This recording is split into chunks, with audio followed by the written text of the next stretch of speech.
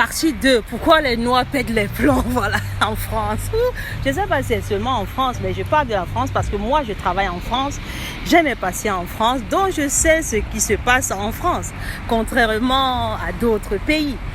Donc, ici, chez nous, en fait, j'ai remarqué par rapport à mes patients que beaucoup, bon nombre, et même dans la rue, il y a de plus en plus des Noirs SDF.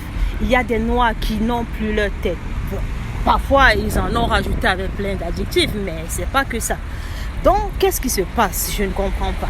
Bon, je vais un peu en tant que professionnel de santé, parce que j'échange justement, pardon, je vais me poser là.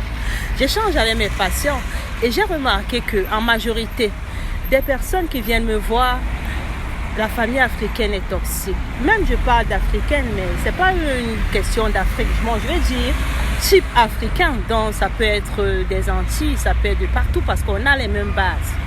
Je dis ça pourquoi? Parce que j'ai discuté avec une de mes patientes qui vient de la Martinique et c'est la même histoire en fait. Presque sa famille s'acharne sur elle comme elle est à la métropole et tout. Il faut qu'elle prenne en charge toute la famille et tout. Mais qu'est-ce que les gens pensent en fait? Que l'argent ici ça tombe, regardez les rues. J'ai pas vu l'argent tomber du tout. Si vous voyez l'argent tomber, dites-moi où ça tombe parce que j'irai chercher. Moi je comprends pas cette logique de tout ce qui est des parents, même qui vont pousser leurs enfants à faire n'importe quoi parce que tellement si on n'est pas fort d'esprit, si on n'a pas de personnalité, beaucoup se retrouvent dans des dilemmes. Ils se retrouvent en train de faire la prostitution, oui, pour pouvoir essayer de sauver les gens dont on ne peut pas sauver.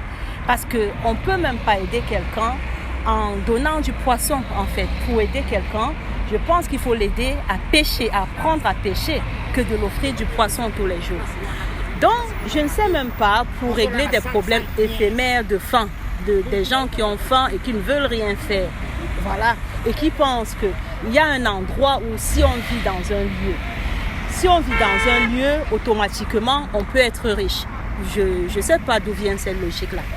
Donc, je prends un exemple. Pour quelqu'un qui quitte, par exemple, une personne de ta propre famille ou des amis ne peut pas être là juste pour profiter de toi. Là, ça n'a rien de sain.